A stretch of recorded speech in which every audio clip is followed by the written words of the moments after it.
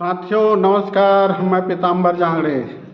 साथियों 17 अगस्त रायपुर में जो रामदेव जी का कार्य आगमन हुआ और उस आगमन के दौरान पत्रकारों के द्वारा पूछे गए सवाल, दिमागी नक्सली शब्द हमारे प्रधानमंत्री जी ने कहा, उनके संबंध में आपका क्या विचार हो सकता है।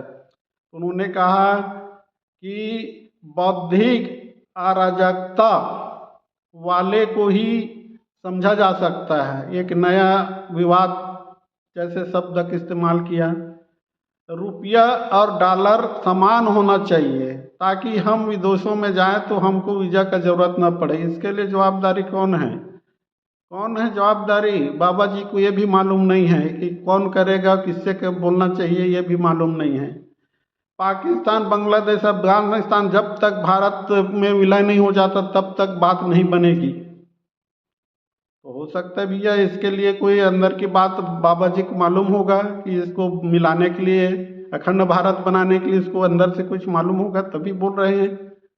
हिंदू और सनातन धर्म को उन्होंने पुरजोर वकालत किया। इसमें समान किसी प्रकार के भेदभाव, ऊंच नीच, छुआछूत नहीं है।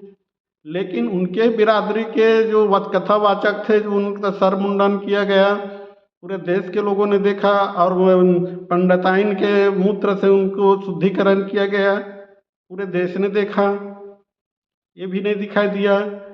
उनके बिरादरी के अखिलेश यादव जी जब मुख्यमंत्री से जब बंगला खाली किया तो उस मुख्यमंत्री आवास को मतलब वो शुद्धिकरण किया गया, उनको भी नहीं दिखाई देता। और कैसे वकालत करते हैं। और दूसरी चीज़, बच्चों द्वारा जो आंदोलन चलाए जा रहे हैं उसका विरोध किया कि बच्चों को राजनीति में नहीं आना चाहिए, बच्चों को आंदोलन नहीं करना चाहिए, उनके पढ़ाई प्रभावित हो रहा है। तो मैं रामदेव बाबा जी, बच्चों के पढ़ाई को प्रभावित कौन कर रहा है?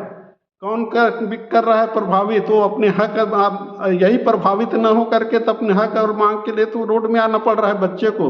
जो शासन में बैठे हैं, सरकार में बैठे हैं, वही लोग कर रहे हैं। तो साथियों, ये रामदेव जी बाबा के अजीब करीब बयान चलते रहते हैं, तो आप लोग समझेंगे इस तर्क को बाबा जी के। इसी के साथ मैं पीताम्बर जांगड़े आप सभी को नमस्कार।